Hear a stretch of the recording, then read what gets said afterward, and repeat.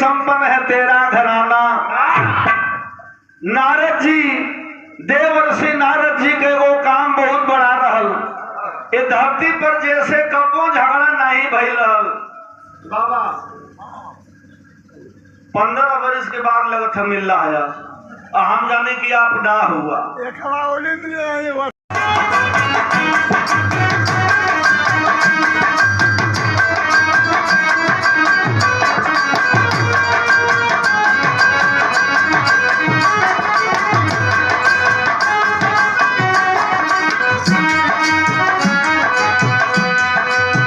नाही करोड़ नाही चाही पिया लाखों।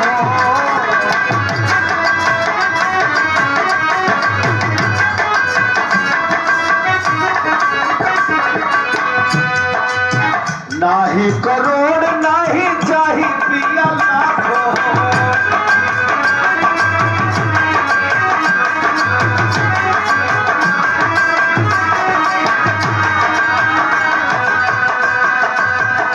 कहीं चिजुइया बिना छूछ पिया ना तो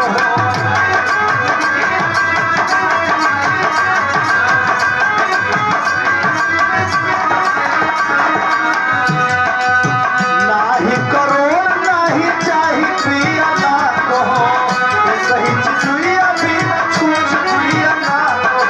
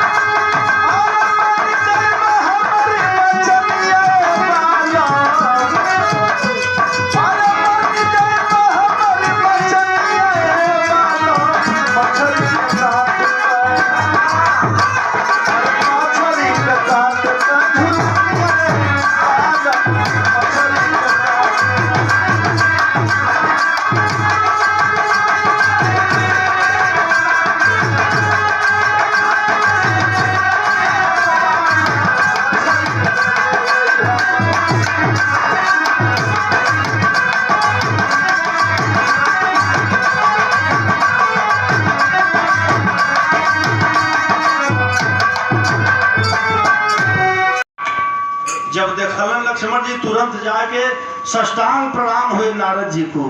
कैसे आवन भयल है महाराज। कहते घबरावत। यहाँ एक लाइन बड़ी पुरान तर्ज लगिल मास्टर।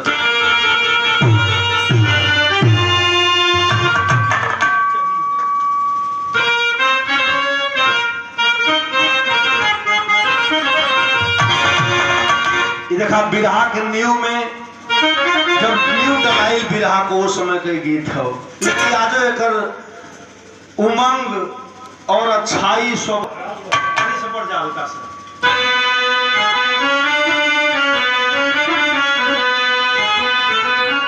गौया गाँव की जब सैनिक की जवानी आ रही है।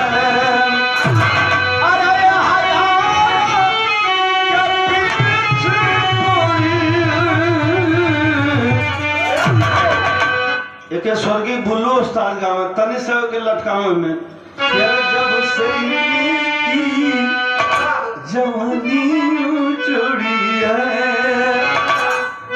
ए हजारों के पीछे पड़ी है।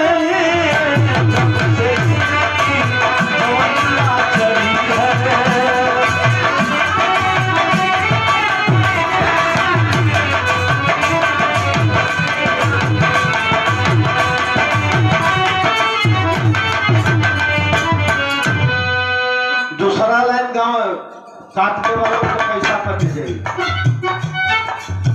अरे ये तो खाके ये तो खाके तो खाके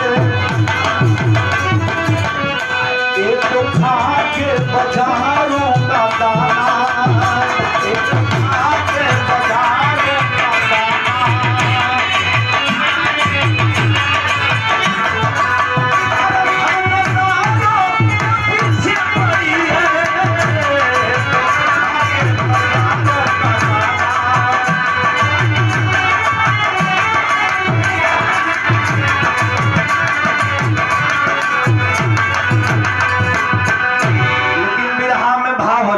लगल रही हर कली है,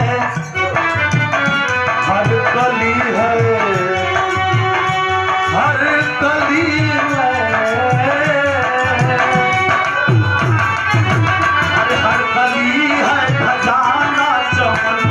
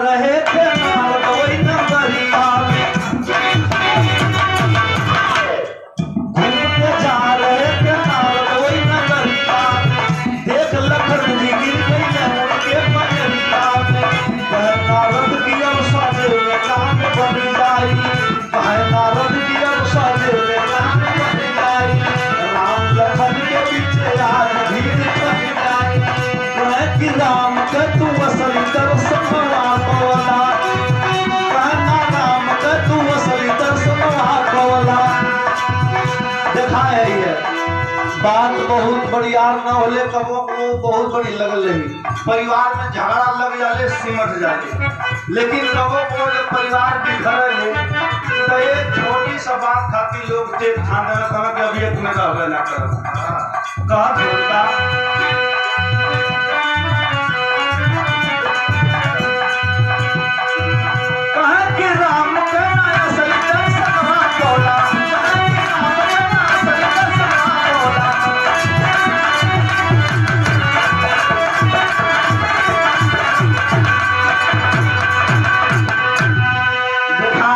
नारायण नारायण कैलन। जब सष्टांग प्रणाम लक्ष्मण जी भैलन तो कहला कि महाराज कैसे आवन भयल। अब देखा नारद जी बताओ थो कि महाराज अब हमके महाराज मत कहा, काहे देवर्षि नारद महाराज आप कहत हुआ कि महाराज मत कहिए। ये देखा हमारा छोट भाई हो लक्ष्मण जी आपका तकलीफ देख के हमके रह न जात हो। तो लक्ष्मण जी कहना कि प्रभु हमार तकलीफ आपके ना देख जात हो।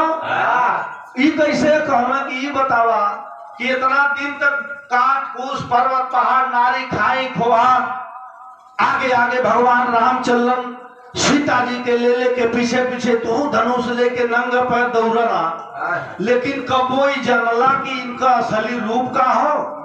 कहना असली रूप का जैसा हमारा हाथ गोड़ वैसा उन्हों को बा, जब हमारे हाथ गोड़ बा नाक बा मुंह बा वैसा उन्हों को बा। तो कहना ये जनला कि इनके लोग काहे भगवान कहलन, भगवान काहे कहलन ये जनला पुरुषों में उत्तम है। तो कहना तब कहना यह तो तोरे संगे धोखा कैले हो राम, तू असली रूपवा ना उनका देख पौला 14 बरिस सेवा कैला लौट के चलू अइला। और देखा माथा घूम गया लक्ष्मण जी का कहना कि भैया हमार इतना दिन का सेवा कनी कहो मरवा यो भटिया आदमी हूँ का बजा के को आके सूत गई को भवन में जाके सूत गई। जब सूत गए हुन तो एक मीटिंग भर, 2 मीटिंग भर, 3 मीटिंग भर सीता जी लेके जब गईली है, भोर में कलेवा नहीं कैलन, सुबह का नाश्ता गई ना कैलन, दोपहर में भोजन गई ना कैलन, तो सीता जी मजाक करत थी। मजाक करते रह का रहल। हाँ वाह, अरे वाह, देखला ई गीत हो जमाने का यार। झूलनी कह रंग साथा हमारा पिया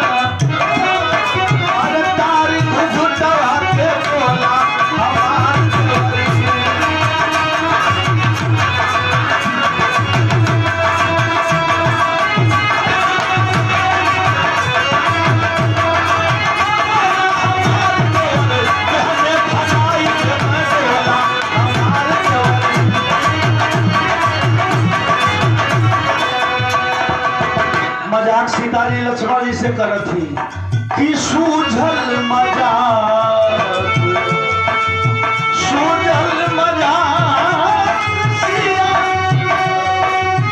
कर छेड़खानी आपका है दबावैलू लोके जवानी।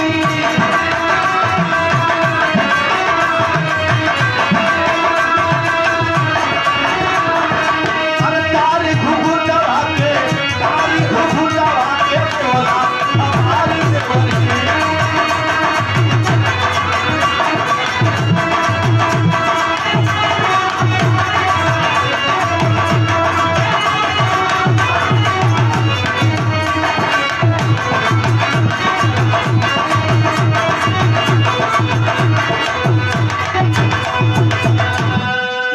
सीता जी मजाक कर थी लक्ष्मण जी से कि बाबू काहे को आयल हुआ कोनो तो उसे प्रेम नाना भय लाओ दुल्ही नाना चाहते हो कहा तो बहने तुहार भी करवा दी। और लक्ष्मण जी सुनत और पारा कर मौका कि अब देखा बात कहाँ कही कहाँ लिया के सतावत थी चद्दर तार के सुतल हो भूलबे नहीं कर। तो यहाँ तेरी का लाइन कवि जी लिखले हुए कि अरे वियोगी सावन स्वाति के बिना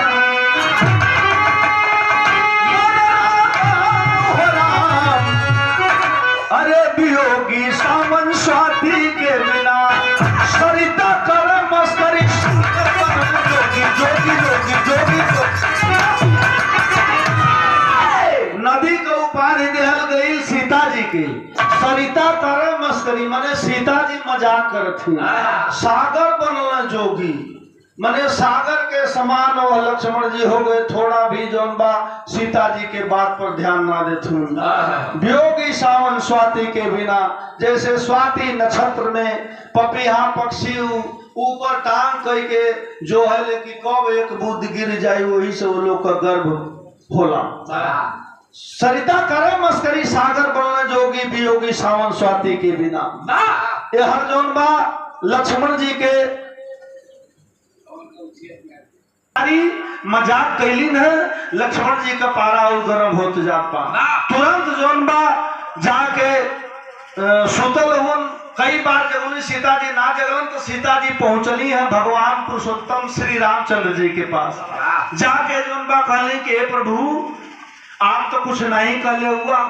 कहलन के कहलन अरे बाबू के बबुआ के कुछ कहले का नाराज हुन। भोर में कलेवा भी नहीं ले, सुबह का नाश्ता भी नहीं ले, दोपहर का भोजन हो गल, 3-4 मीटिंग हो गल, खइबे ना कहीं।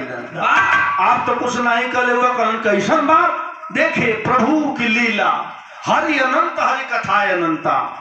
और भाई के दुनिया में भाई का प्रेम प्रभु दर्शावत होन कि एगो छोट भाई के साथ बड़ भाई का व्यवहार चरित्र प्यार का होखे के चाहिए। और एगो छोट भाई का जौन बा चरित्र बड़ भाई के सामने का होखे के चाहिए। कहनाए गल हो, लेकिन प्रभु मनावे बदे चलत होन। जब चलन है कोप भवन में तय थे बात कहत होन, बड़ा करुण रस में भगवान बड़ी विनम्रता से आंख में आंसू लेके कहत हो। कैसे कहल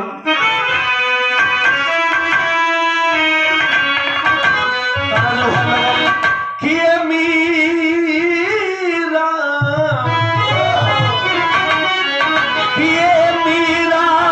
काशी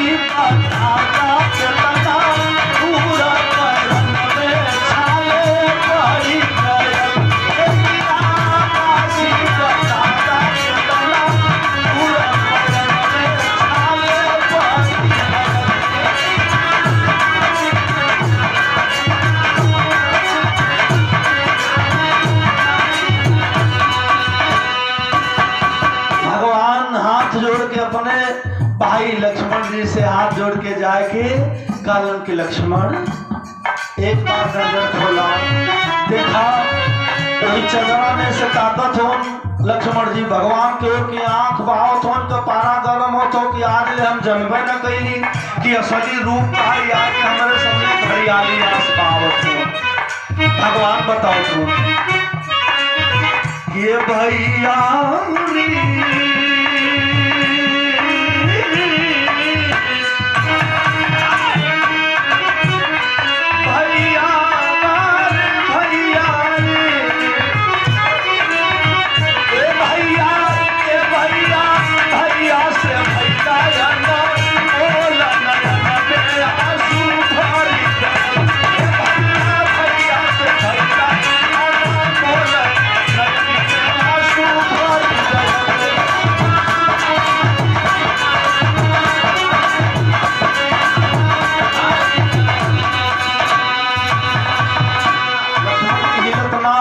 दूसरा शब्द में बताओ का कारण कि भोजन तीन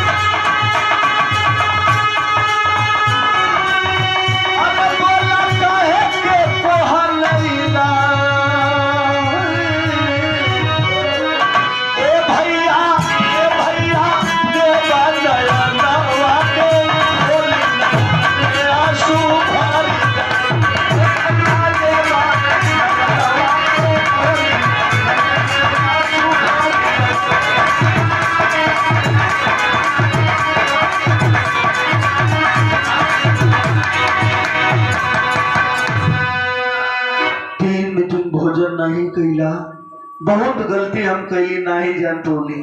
अच्छा तो ये सवाल उठेला कि जब भगवान सब कुछ जानत हो तो ही काहे ना जानला कि लक्ष्मण जी 3 मीटिंग से भोजन नहीं कैले हो। ये नरलीला दिखा रहे हैं कि भाई के साथ भाई का व्यवहार कैसा होना चाहिए। कहना हम ही परेशान ना है, हम तो तुम्हार भाई है, लेकिन ये धरती पर जीव जंतु पशु पक्षी सब लोग परेशान हो। के बताओ थो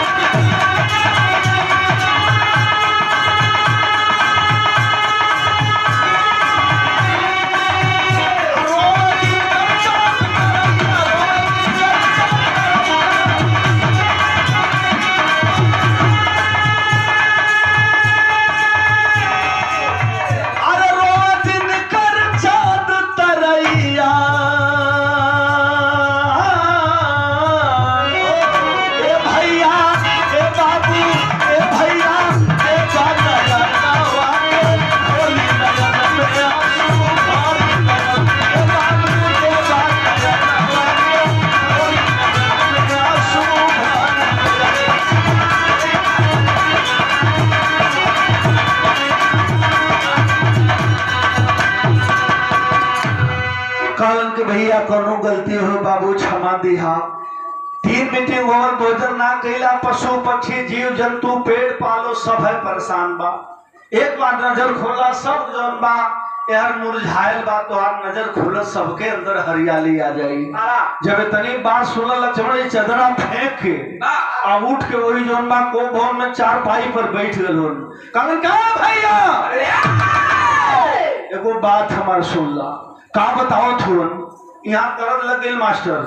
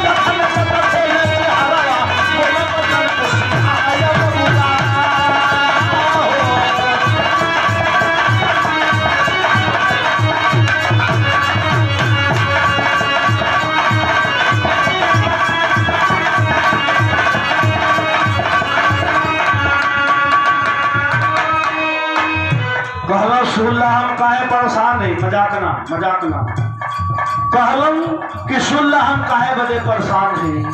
कहलन सब दिन तोहर ओठ होवली चरण, सब दिन तोहर ओठ होवली चरण, सहिनु बदे आया बबुआ।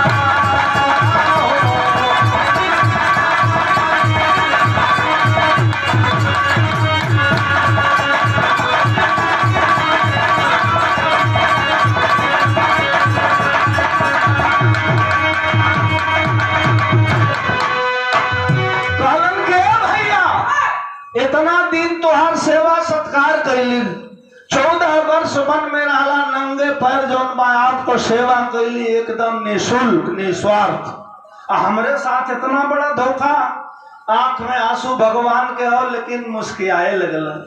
कल ये बात रहे तो इतना भोजन पानी अन्न त्यागले का जरूरत रहा।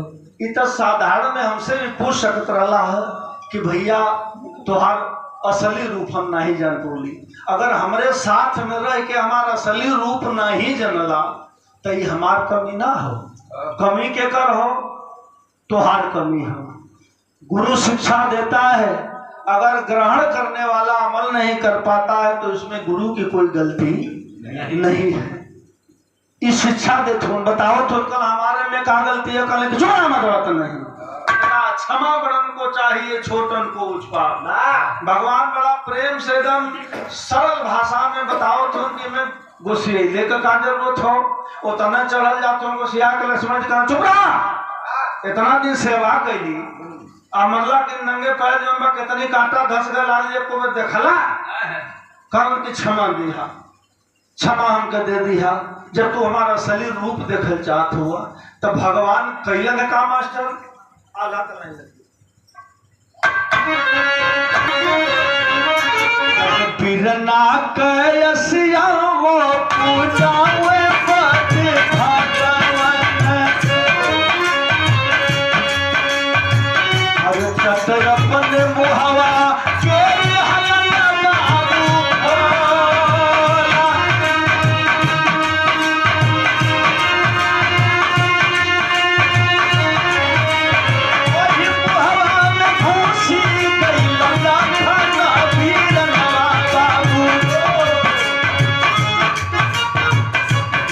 तीन रहिया वही मुख में दिखा।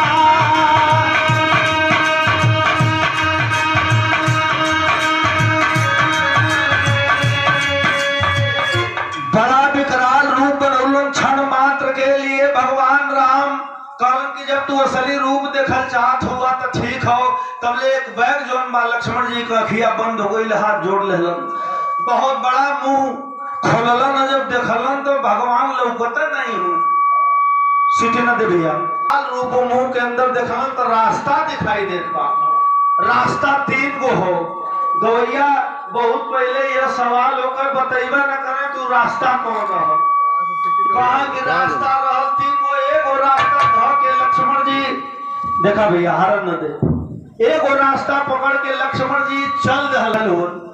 गवैया सवाल जवाब पहले होकर तो ये तुम्हें कहा कि वो तीन गो रास्ता रहल तो रास्ता का नाम का रहल भैया बता दी है। बगल वाले से लोग सवाल करके बैठे जाए, तब बगल वाले के जानकारी हो तो बतावे, नहीं तो कह दें भैया जवाब दा, नहीं तो बैठा तब वो भी रहा होकर। लेकिन एमे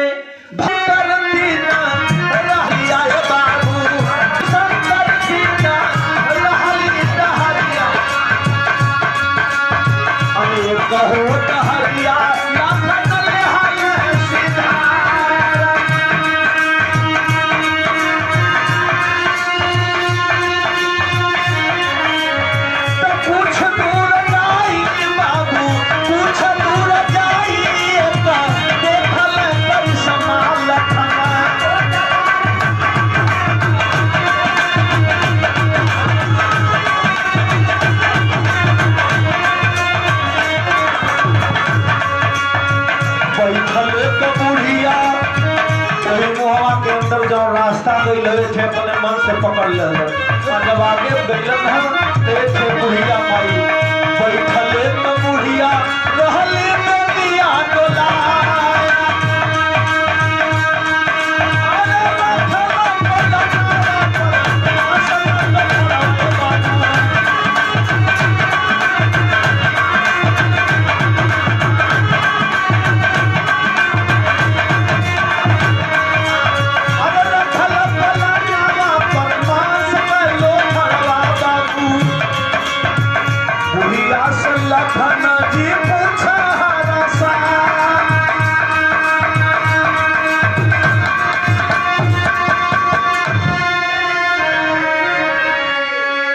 तीनों रास्ता में से एक रास्ता अपने मन से पकड़ के लक्ष्मण जी जब चलत सोचा लगल कि कहाँ ले जाई।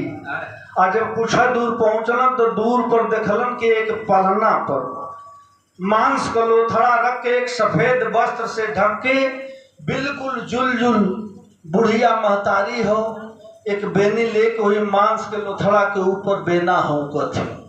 और जब लक्ष्मण जी पहुंचलन है देखलन दूर से तो कहना यार ये लगत है कि हम कसाई वाला खाना में आ गई का है।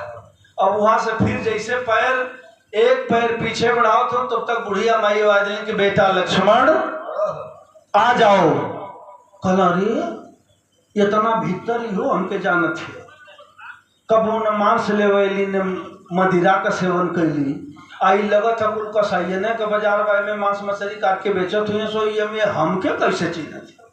हाथ जोड़ के दूर से खड़ा गईलन, माई बुढ़िया कहलन कि आ जाओ बेटा।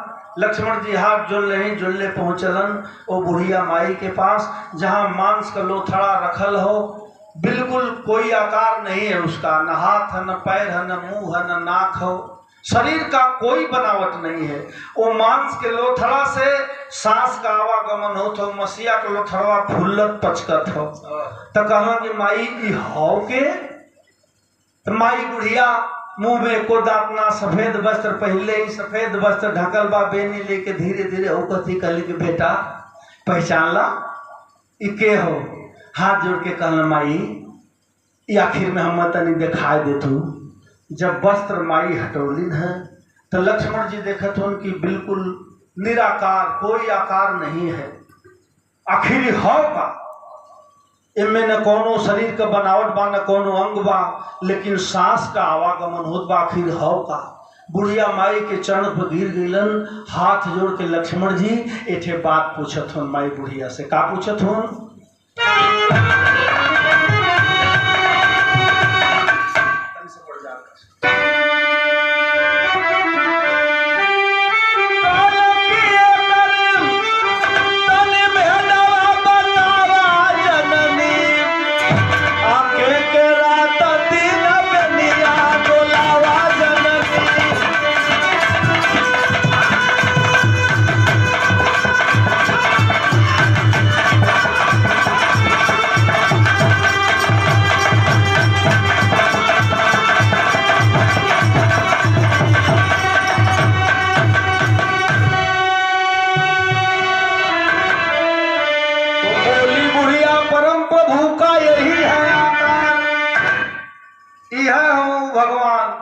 जेकर दर्शन खातिर तू अपने भैया राम से जो महट ठनला, वो जौन राम हो वो यही राम को पूजा करल।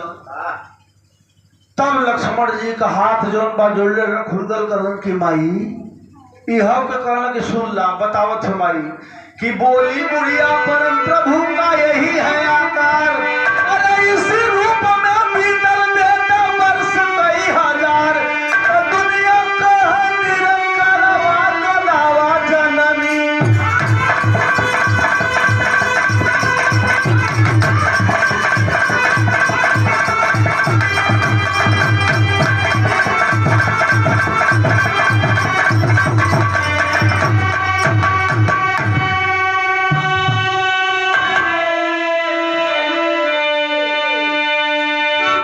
भगवान हुन जकर दर्शन खातिर तू व्याकुल रहला, को आ गईला सीता जी से अपने भौजाई से अपने भैया राम से कहन किए माई ई राम हुवन कहा कहन तब जेके राम लोग कहतलन हमारे भैया के ऊ के हो कहला भी तो है समझे के हो, अभी तू समझवा कि ऊ राम के हो ई के हो।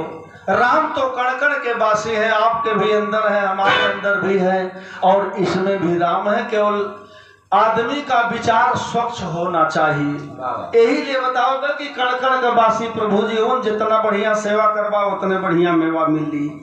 तुरंत जो है लक्ष्मण जी मतारी बुढ़िया के चरण पर गिर गई। बताओ का लौट गए हैं लक्ष्मण तुरंत हरि का दर्शन पाके, भैया के चरण में तुरंत गिरे घरा के, तब पूरा हो गई सारा वाटो लावा जनम।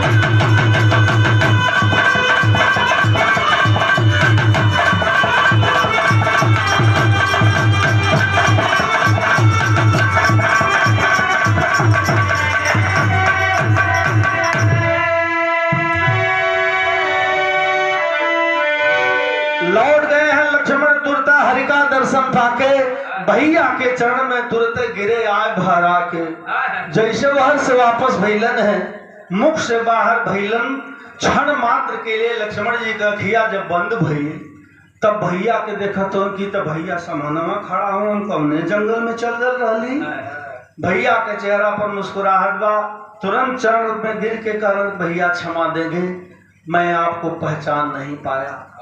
कह दिए भगवान की नहीं, अगर कोई अभी भी तुम्हारे दिल के अंदर खोट है तो इसी वक्त बता दो, जहां मैं तहां मैं नाही। जकरे अंदर जौने कला में अगर घमंड हो गया कि हमसे बेसी के वो है ना धरती पर, वही दिन ओकर कला समाप्त हो गई। घमंड ही तोड़ता है, चाहे बलवान हो चाहे विद्वान हो। जे दिन जेके घमंड हो गल कि बहुत बढ़िया है, वजह से होकर विकास रुक जाला। ये लिए गुरु लोग शिक्षा देलन कि बड़ों का आशीर्वाद लीजिए, माता पिता की सेवा करिए, बड़ों का आदर करिए, मंजिल आपको जरूर मिलेगी। अइलन है चरण स्पर्श किए कलन भैया हमके क्षमा दिया कलन, वो कोनो कोर कसर कलन नहीं भैया, जिंदगी भर जब ले जिए तो ले फिर नारदा का बात मान हो तो ऐसा नारद जी रहना चलिए ना कांड से दिया। अच्छा चलो पीछे लोगों को बताने के लिए कि नहीं एक ढंग से रहा तो तुम्हार साक्षात्कार समाज में दूसरे ढंग को हो, और दूसरे गंदा प्रवृत्ति से रहा तो वह बाबा राम रहीम जेल में चलिए।